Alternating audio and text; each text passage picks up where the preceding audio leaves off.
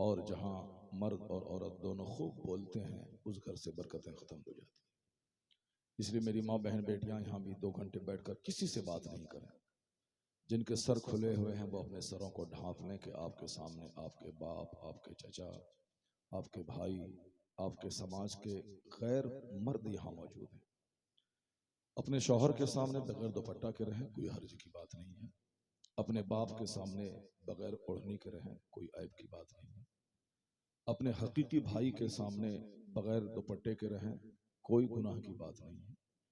लेकिन गैर मर्दों के सामने जिससे भी आपका निकाह हो सकता है उससे पर्दा आपका फर्ज है। चाहे वो मौलाना रहें या पीर साहब रहें, कोई भी रहें, अजनबी मर्दों से पर्दा फर्ज है। इसलिए आप इस महफिल में बैठे हैं, बैठी हैं, यहीं से इसका आगाज कर लें कि हमें चचेरे भाई, मेरे भाई, फुफेरे भाई, मौलाना साहब, पीर साहब, उस्ताद साहब, कोई भी हो, अगर वो गैर हैं, अजनबी हैं, तो उससे पर्दा करना ज़रूरी है। अपने सरों को ढांप लें, अपने चेहरे को ढांप लें और बिल्कुल कान खुले रखें और गौर से एक एक जुमले को सुने, गौर से सुने। बेतवज्जोही से 5 घंटे की तकरीर वह असर नहीं करती है जो तवज्जो के साथ 5 मिनट की गुफ्तगू से असर हो जाता है। बाबा इसलिए मैं अपने नौजवानों और अपने बूढ़ों और अपने बाप दादाओं और अपने चचाओं में दाखिल जो लोग हैं उन सबों से भी कहूंगा कि बस आप तो दिन भर बात करते ही रहते हैं। आप दालान पे, चौक पे, चौराहे पे, हर तरफ तो बात ही हो रही है, कोई दूसरे की बात सुनना नहीं चाहता। हर जगह बात हो रही, चाय की दुकान पे, पान की दुकान पे, सिर्फ बात ही हो रही है, घरों में बात हो रही है। जब शादी का पहला साल होता है तो मर्द बोलते हैं, औरतें सुनती हैं। और शादी के दूसरे साल औरतें बोलती हैं, मर्द सुनते हैं। और शादी का तीसरा साल जब आता है तो वो दोनों बोलते हैं, सारा समाज सुनता है। तो हर जगह बोली ही बोली है, हर जगह लोग बोल रहे हैं। तो कम से कम आज 2 घंटे खामोश रहें आप। आज मत बोले, आज सिर्फ सुने आप। अल्लाह ने 2 कान दिए हैं ताकि आप ज्यादा सुने, और अल्लाह ने एक जबान दी है ताकि आप कम बोले।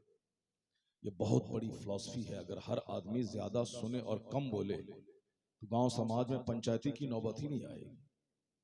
आज सारे मुखिया मुझसे ज्यादा परेशान हैं।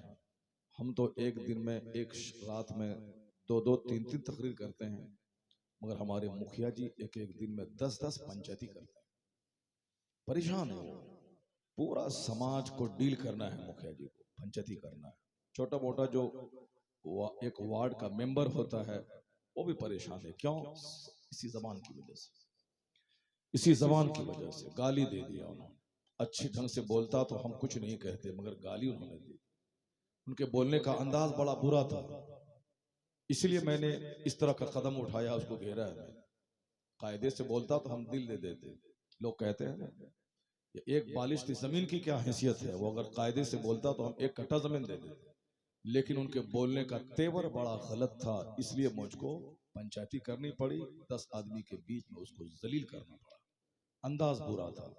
बस अंदाज अगर बदल जाए तो समाज में आग लग जाती है, और अंदाज अगर सुधर जाए तो समाज में गुलाब के फूल खिलने लगते हैं। बेशक, क्या आज बात। टोन का बहुत बड़ा जबरदस्त असर रहता है। जो बोलने का जो टोन होता है, उस टोन की वजह से आदमी दिल जीत लेता है। जो हमारी जबान से जो अल्फाज और जुमले निकलते हैं, उससे लोगों के दिल में मेरी मोहब्बत ऐसी पुख्ता होती है कि मरने के बाद वो हमारे लिए दुआए मगफरत करते हैं। अपने बाप, अपने भाई अगर दुआ करें तो चलो खून का रिश्ता वहां काम आता है, लेकिन अजनबी मर्द अगर दुआ करे कि या अल्लाह, फला मोहल्ले का मेरा एक दोस्त इंतकाल कर गया है, शनासाई बहुत करीब से नहीं थी, अलबत्ता एक दिन उसने मुझसे मुस्कुरा के बात किया था, इससे पता चला कि बड़ा अच्छा इंसान था। ए अल्लाह, तो अपने करम से उसे माफ फरमा दे, उसकी बख्शिश फरमा। अजनबी लोग जो दुआ करते हैं वो दुआ ज्यादा कबूल होती है। सामने वाली दुआ में चापलूसी का दखल होता है। सामने वाले को खुश कर दें, भाई अल्लाह आपको अच्छा रखे, आपके बाल बच्चों को अच्छा रखे, तो इसमें चापलूसी है। उस दुआ दिल से नहीं निकलती। वो दुआ दिल से निकलती है जो गैर मौजूदगी में की जाती है। रहने वाला मेरा दोस्त सऊदी अरब में, मेरा उनसे कोई खूनी रिश्ता नहीं है और कुछ पैसा मांगना भी नहीं है, उससे कर्ज भी नहीं लेना, लेकिन उनकी मुस्कुराहट, उनका अखलाक। एक दिन रास्ते से जा रहा था, मैं पैदल जा रहा था, उसने कहा कि मेरी गाड़ी खाली है, आप बैठ जाएं। उसने गाड़ी रोक कर मुझको सलाम किया कि मैं उनके समाज का आदमी था। कहा गाड़ी खाली है, कहाँ तक जाना है, आप बैठ जाएं। बैठा लिया। ए अल्लाह तो उसे माफ फरमा दे। सुना है कि वो मर गया, बख्शिश फरमा दे। यानी जिंदगी की जो छोटी छोटी अदाएं होती हैं वो आदमी के दिल को जीतने के लिए काफी हो जाती है। आज इन्हीं छोटी छोटी बातों पे तवज्जो नहीं दी जाती है, जिसकी वजह से समाज में आग लगी हुई, दूरियां बढ़ रही हैं, वालिदैन और औलाद में दूरियां बढ़ गई, पड़ोसी पड़ोसी में दूरियां बढ़ गई, मोहल्ला मोहल्ला आपस में टकरा रहा है, मुल्क मुल्क आपस में लड़ रहा है। नहीं देखा आपने, यूक्रेन और रूस दोनों एक ही थे, 50 60 70 साल से एक थे, लेकिन अभी दोनों अलग हो गए। एक घर से दो घर हो गए, दोनों आपस में भाई थे। लेकिन आज रूस ने कसम खा लिया है कि उसे हमें आखिरी हद तक खदेड़ के छोड़ना है। यूक्रेन ने भी कसम खा लिया है कि तुम बड़े हो तो क्या हुआ, तुम मुझे सताओगे, मैं तुझे भी चैन से नहीं रहने दूंगा। आज कई महीने गुजर गए, आग लगी हुई, लाखों लोग जंग में मारे चले गए। रिजल्ट क्या निकलेगा? कुछ नहीं। आखिर में सुलह कर के टेबल पर बैठना होगा दोनों को, और दोनों एक दूसरे के खिलाफ जंग न करने की नो वार कॉम्पैक्ट करना पड़ेगा। इस बीच में कई लाख लोग चले जाएंगे। एक भाई दूसरे को मारने को तैयार है, आग लगी हुई है पूरी दुनिया में। कहीं शेख और पठान की जंग है, कहीं अंसारी मंसूरी की जंग है, कहीं राजपूत ब्राह्मण की जंग है, कहीं हरिजन और अगड़ी जाति की जंग है। जंग है, अक्सर जगहों पे जंग है। और आज जिस जिंदगी से हम लोग गुजर रहे हैं उसमें गुस्सा ज्यादा है, नरमी कम है, घमंड ज्यादा है, उसमें एक दूसरों की कदरदानी कम है। यहाँ पे उरियानियत और फहाशी ज्यादा है, और हया और शर्म की कैफियत कम है। आज का यह जलसा एक अजीमुशान जलसा, जो बहुत दिनों के बाद इतना खूबसूरत जलसा देखने को मिल रहा है। जलसे तो मैंने कल भी पढ़े हैं, बाराबंकी लखनऊ के पास मजमा, वहां भी बहुत अच्छा था, मगर इतना अच्छा नहीं था। मैंने परसों की रात इलाहाबाद में मदरसा सुबहानिया जहाँ हुजूर मुजाहिद मिल्लत तालीम हासिल की है, उस मदरसे में जलसे में था। वहां भी जलसा हुआ, मगर इतना बड़ा मजमा नहीं था। उससे पहले मैंने कानपुर में तीसरी रात को जलसा पड़ा, वहां बहुत बड़ा मदरसा था, लगभग 25-30 उलमा इकराम की दस्तारबंदी हुई, मगर इतना बड़ा खूबसूरत मजमा नहीं था। आज जो खूबसूरत मजमा मैं देख रहा हूँ, 5 आदमी के बीच में मैं 2 घंटा बोलता हूँ, और आज यहाँ 5000 से ज्यादा का मजमा है। कितने घंटे बोलूंगा आप समझ सकते हैं। आप क्या बात। अल्लाह तबारक व तआला आप सबों को सलामत रखे, मगर शर्त है कि सारे लोग बैठे रहेंगे तब। अगर 2-4 लोग यहाँ से उठ के खड़े होके जाने लगे तो फिर मेरा भी दिल उचाट हो जाएगा, मैं भी गुफ्तगू बंद कर दूंगा। अगर सारे लोग बैठे रहे जिस तरह भी बैठे हैं, अल्हम्दुलिल्लाह, जब तक आप सुनते रहेंगे फकीर आपको सुनाता रहेगा। क्या बात है। हमारे इमाम साहब घबरा गए कि हाथ में आपने माइक ले लिया तो आपके हाथ में दर्द हो जाएगा, लगता है कि अब आधा घंटा में छुट्टी पा लेंगे। ऐसा नहीं है, 4-4 घंटे अल्हम्दुलिल्लाह हाथ में माइक रहेगा, फिर भी मैं अल्लाह रसूल की बात बोलने के सदके में थकूंगा नहीं। अल्हम्दुलिल्लाह।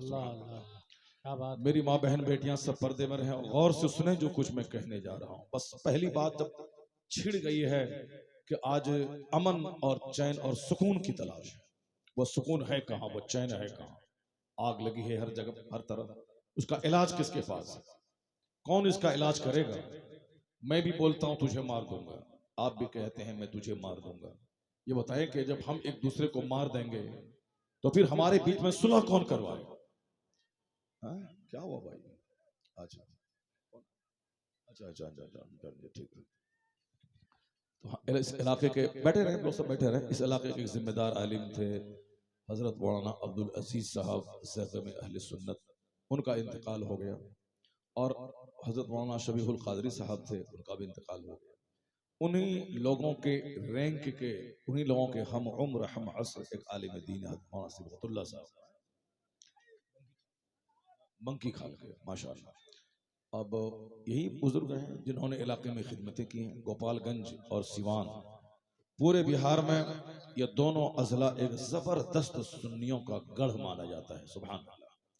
जहां बड़ी बड़ी कॉन्फ्रेंसें हुई हैं, पूरे बिहार और हिंदुस्तान लेवल की कॉन्फ्रेंसें हुई, और आज तक सुन्नी कॉन्फ्रेंस की धमक पूरे हिंदुस्तान में मौजूद है। जो हमारे वॉलंटियर से आगे पीछे कर रहे हैं, उन बच्चों से मैं कहता हूं तुम लोग भी बैठ जाओ और गुफ्तगू सुनो। सिर्फ यहाँ और वहां आगे पीछे लेफ्ट राइट मत करो, बैठ जाओ, गौर से सुनो। और गुफ्तगू सुनने और सुनाने के लिए जलसा हुआ है। मुझे मालूम है कि कल तुम अब रिकॉर्ड को सुन लोगे, अलग बात है। रिकॉर्ड से ज्यादा उस वक्त सुनने में मजा मिलता है जब आदमी सुनने वाले को अपनी आंखों से देखता है। इसलिए मैं सारे वॉलंटियर्स कहूंगा कि बस थोड़ी देर आप बैठ जाओ, 1-2 घंटे बैठ जाओ, आप आराम से, आप अपने पाँव को चैन और सुकून दो और इस फकीर की गुफ्तगू सुना। तशरीफ रखे माशाल्लाह। ये हमारे पूरे सीवान और गोपालगंज की शान में से एक शान है मौलाना सिबगतुल्लाह साहब। बहुत बड़ा इदारा, बहुत बड़ा मदरसा, लड़कों का लड़कियों का ये चलाते हैं। अल्लाह तबारक व तआला इनको सेहत व आफियत के साथ लंबी उम्र अता फरमाए, आमीन और आमीन बहुत दिनों तक मसल के अहले सुन्नत व जमात मसल के आला हजरत की खिदमत की तौफीक अता फरमाए। आमीन। आज पूरे गांव में ईद का मंजर है। कौन सा गांव है ये?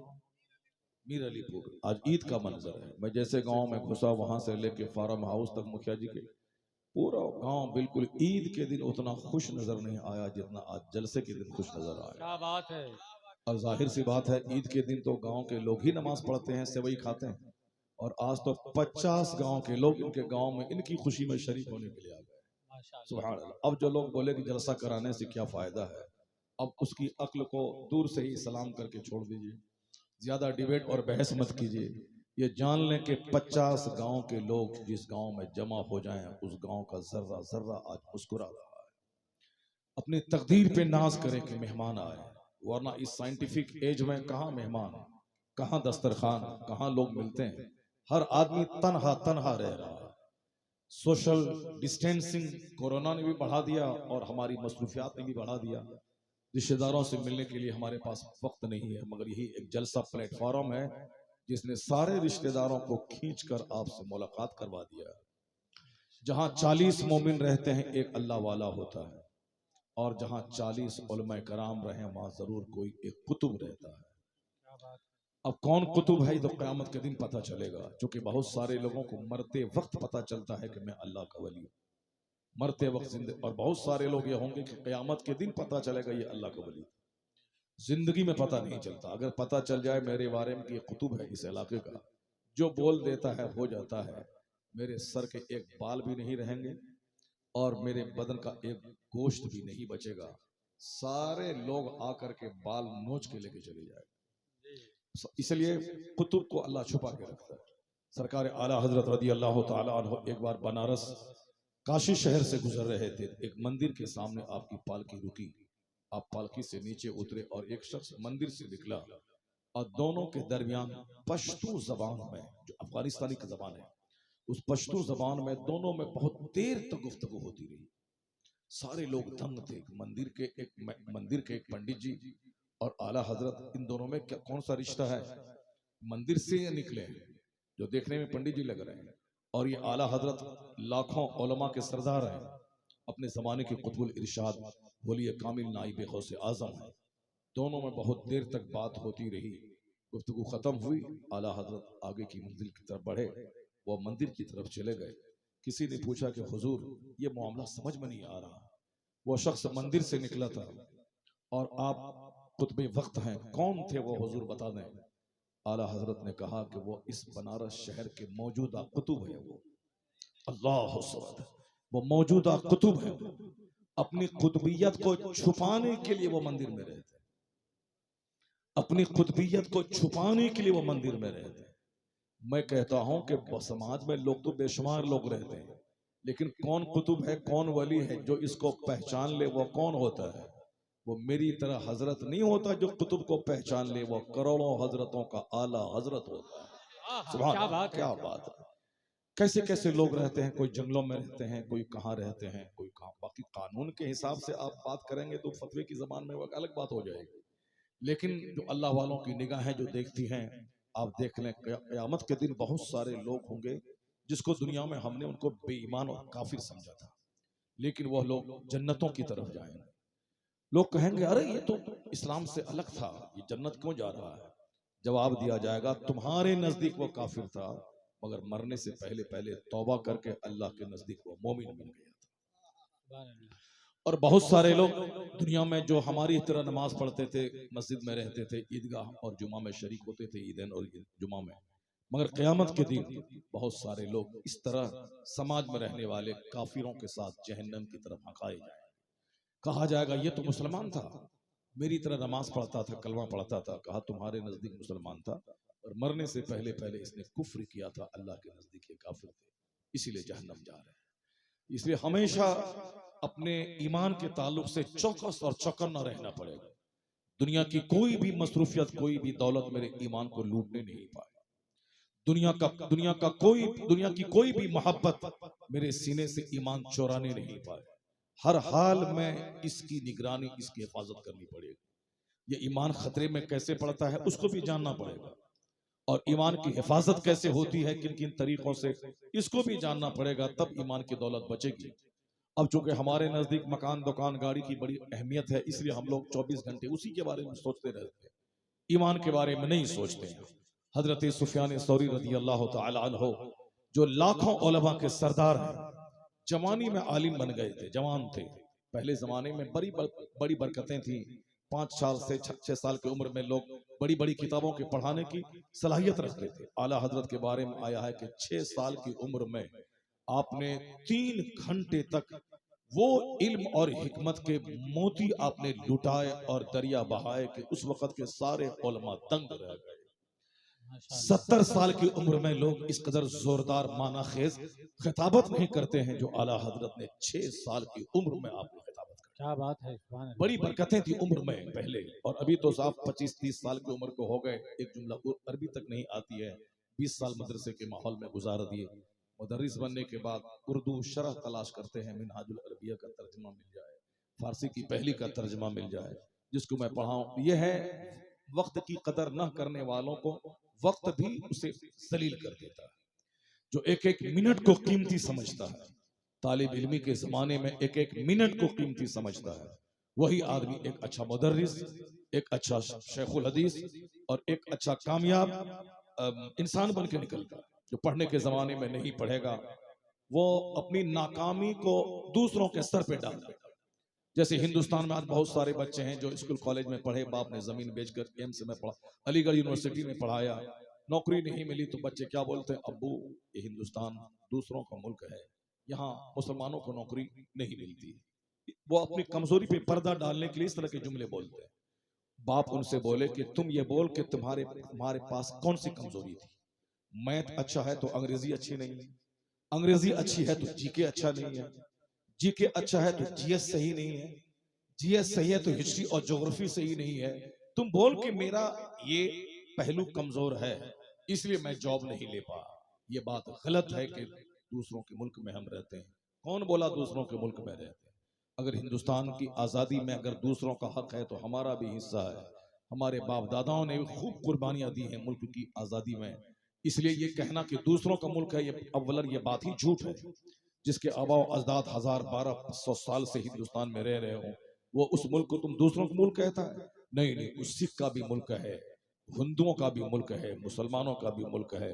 और अगर हमारी बात कहो, मैं मौलाना हूं, तो अमेरिका की चमकती सड़कों से हम हिंदुस्तान की सड़ी हुई गलियां मुझको ज्यादा प्यारी हैं, क्योंकि मैं यहाँ पैदा हुआ हूँ। दूसरे नेता होते हैं जो कहते हैं कि अमेरिका का मॉल बड़ा अच्छा है, सड़कें बड़ी अच्छी हैं, वहाँ के मकानात बड़े अच्छे हैं, चाइना का हुआंग शहर बड़ा खूबसूरत है, वहाँ की यूनिवर्सिटी बीजिंग बहुत जबरदस्त है सड़कें। मगर मैं कहता हूँ वहां से लौटने के बाद चाइना से अच्छा हिंदुस्तान हमारा, जापान से अच्छा हिंदुस्तान हमारा, अमेरिका से अच्छा हिंदुस्तान हमारा, ब्रिटेन से अच्छा हिंदुस्तान हमारा, फ्रांस से अच्छा हिंदुस्तान हमारा, पाकिस्तान से अच्छा हिंदुस्तान हमारा, बांग्लादेश से अच्छा हिंदुस्तान हमारा, यानी सारे जहां से अच्छा हिंदुस्तान हमारा। हम बुलबुलें हैं इसकी ये गुलसिता, ये मैं बोलता हूँ, ये हमारे उलमा बोलते हैं, ये हमारे मदरसे के पढ़े लिखे बच्चे बोलते हैं। अगर कोई बोलता है कि आप देश के प्रति वफादार नहीं है, वो झूठ बोलता है। झूठ कोई भी बोल सकता है, कोई नेक आदमी है, मैं बोलूंगा आपने शराब पिया है, झूठ कोई भी बोल सकता है। वो झूठ बोलते हैं अगर कहते हैं कि आप वफादार नहीं है। ये जो जुमला बोलता है मेरा कि अमेरिका से अच्छा हिंदुस्तान हमारा, पाकिस्तान से अच्छा हिंदुस्तान हमारा, क्यों? अमेरिका और पाकिस्तान में कोई गरीब नवाज नहीं है, हिंदुस्तान में सरकारी गरीब नवाज का रोजे पर। माशाअल्लाह। इसलिए हिंदुस्तान हमारा एक लाजवाब मुल्क है, खूबसूरत मुल्क है। अब तुमने कैसे कह दिया कि दूसरों का मुल्क है नौकरी नहीं मिलती है? नौकरी मिलती है। नहीं देखा तुमने इसी दौर में, इसी पीरियड में, मोदी जी के पीरियड में पिछले साल 40 बच्चे जिन्होंने आईएएस निकाला वो सब बच्चे डीएम बने। नहीं देखा तुमने इसी तुम्हारे बिहार में अलजामतुल अशरफा का प्रोडक्ट मौलाना शाहिद मिसबाही, उन्होंने आईएएस निकाला, वो आज बिहार के समस्तीपुर में कमिश्नर के ओहदे पे फाइज है। वो क्या बात है। नहीं देखा तुमने इसी हिंदुस्तान में कश्मीर का शाह फैसल पूरे यूपीएससी में टॉप रिजल्ट निकाला उसने, यानी टॉप, जो कभी आज से लगभग 30 साल पहले इसी गोपालगंज सिवान का एक पूत था जो आज हमारे नजदीक भले ही अकीदे के एतबार से बहक गया हो, लेकिन उनके आबा अजदाद बड़े अच्छे थे। आमिर सुबहानी नाम का एक शख्स, वो इसी धरती का था जिसने पूरे हिंदुस्तान में आईएएस में टॉप किया था। अभी अकीदे के एतबार से इख्तलाफ हो सकता है, बाकी उन्होंने इसी धरती से निकलकर पढ़ने लिखने के बाद उन्होंने आईएएस निकाला और हर साल 30 से 40 बच्चे आईएएस बनते हैं। मुकाबला सख्त है, मेहनत बढ़ा दे। 10 घंटे पढ़ने से काम नहीं चलेगा, 12 घंटे पढ़। 12 घंटे पढ़ने से काम नहीं चलेगा, 14 घंटे पढ़। 14 घंटे पढ़ने से काम नहीं चलेगा, 18 घंटे पढ़। जब मुकाबला सख्त हो तो मेहनत बढ़ा दे, स्टडी बढ़ा दे, और जब मुकाबला सख्त है तो लड़ाई करके नौकरी और जॉब ले। ऐसा नहीं कि किसी नाआल और घटिया आदमी को डीएम बना दिया जाएगा, ऐसा नहीं कि किसी कम पढ़े लिखे को बैंक का मैनेजर बना दिया जाएगा। नहीं नहीं, हर जगह एबिलिटी की तलाश है, हर जगह काबिलियत की तलाश है, हर जगह एबिलिटी, सलाहियत और अहलियत की तलाश है। इस कदर लड़ाई कर और इस कदर तू सजदा कर कि सजदे से रूहानी ताकत मिले, 18 घंटे स्टडी से किताबी सलाहियत मिले।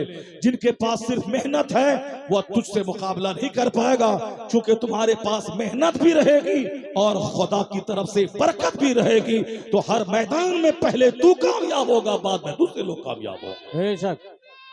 अल्लाहु अकबर, अल्लाहु अकबर, या रसूल अल्लाह, या रसूल अल्लाह। सिर्फ आंख बंद के जीने से काम नहीं चलेगा।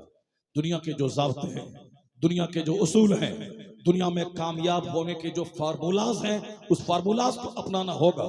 सिर्फ जोशीली बात करने से काम नहीं चलेगा। ये दुनिया दारुल अमल है। जिस तरह का पेड़ मैं लगाता हूँ उसी तरह का फल निकलता है। यहाँ ऐसा नहीं होता है कि मैं सेब का पेड़ लगा के आम वहां से हासिल करूं, आम का दरख्त लगा के वहां से मैं कटहल हासिल करूं, मैं गेहूं का बीज बो के बासमती चावल हासिल करूं। ऐसा नहीं होता है कि मैं खेत में जाऊं, हल चलाऊं और वहां से सोने की हांडी निकल जाए और मैं ला करके अरबों का मैं घर बना दूं। नहीं होता ऐसा। अगर हांडी मिलती भी है जमीन से तो करोड़ों में और 2-4-500 साल के अंदर में कहीं कहीं ऐसा होता है। शाज़ो नादिर कोई जाब्ता नहीं है। जाब्ता वही है कि जैसी जमीन वैसी फसल, जैसा दरख्त वैसा फल, जैसी मेहनत वैसी कामयाबी। ये जाब्ता है दुनिया के। दुनिया दारुल अमल है, काम की जगह है। अगर मेहनत करेंगे, कोई दलित हरिजन घराने के बच्चे, अब ब्राह्मण के बच्चे अगर सोएंगे खाएंगे वो डीएम नहीं बनेंगे। अगर मेहनत करेंगे राजपूत के बच्चे और मुसलमान के बच्चे खाएंगे सोएंगे, ये डीएम नहीं बनेंगे। डीएम बनने के लिए मेहनत जरूरी है, स्ट्रगल जरूरी है, जद्दोजहद जरूरी है। जन्नत मिलेगी ईमान की बुनियाद पर, मगर दुनिया की कामयाबी मिलेगी मेहनत की बुनियाद पर। इसलिए यहाँ मेहनत बढ़ा दे, स्ट्रगल बढ़ा दे, जद्दोजहद बढ़ा दे, मेहनत बढ़ा दे। और गरीब नवाज के आस्थाने पर भी कभी कभी चला जा। बाबा 8 घंटे 18 घंटे में पढ़ता हूँ, मेरे जिम्मे ही मेहनत थी, मैंने मेहनत किया। अब सिर्फ मुस्कुरा के आप हाथ उठा के दुआ दे दें। इधर से मेहनत चलेगी, उधर से गरीब नवाज की मुस्कुराहट और दुआ चलेगी, तो फिर यह दोनों मिलके कामयाबी के शाहराह पे आपकी गाड़ी को दौड़ा देगी, मंजिल मकसूद तक पहुंचा देगी। यही कुरान पाक का भी मफहूम है, यही हदीस पाक का भी मफहूम है, यही औलिया और सालिहीन ने मुझे कहा है, यही बुजुर्गान दीन ने भी मुझको कहा है। मेहनत करनी पड़ेगी, मेहनत शर्त है, मेहनत के बगैर कुछ नहीं मिलने वाला है इस दुनिया में। भाई आप लोग बैठते क्यों नहीं हो भाई? बड़ा मसला है। हो तो गया, दस्तारबंदी के सारे सामान आ गए, और हमारे सारे लोग मेहमान बैठ गए हैं, सारा मजमा खामोश है। आप लोग बैठ के ना, आप लोग भी गौर से सुने मेरी बात। मेरी माँ बहन बेटियां इस कदर कसीर तादाद में हैं, पहली बार मैंने देखा कि इतनी तादाद हो और खामोशी छाई हुई हो। सुभान अल्लाह। ये तो हमने अपने आलिमों से सुना था कि एक तरफ साहब कोई बोले कि आसमान से नीचे हीरा उतर रहा है, तो तुम इसको तो मान लेना, मगर कोई बोले कि 3 खातून एक जगह बैठी हैं, वह तीनों चुपचाप थी, इसको मत मानना, इसको मत मानना। ये हमारे बुजुर्गों ने एक कॉमेडी के तौर पर उन्होंने इस तरह की बातें कही हैं कि वो खामोश रहती नहीं, सब वो सब बोलती हैं, कोई किसी की नहीं सुनती है। और ये बात बिल्कुल मैंने अपने तजर्बे में देखा। अम्मी से मिलने के लिए पड़ोस की औरतें आती हैं, वो सब अपनी कहानी सुन रही, ये गम है, ये मुसीबत है, ये टेंशन है, आप दुआ कर दें। और अम्मी अपनी बात कहती हैं, वो सब अपनी बात कर रही, कोई किसी की बात नहीं सुनती, ये कोई किसी की बात नहीं सुनती।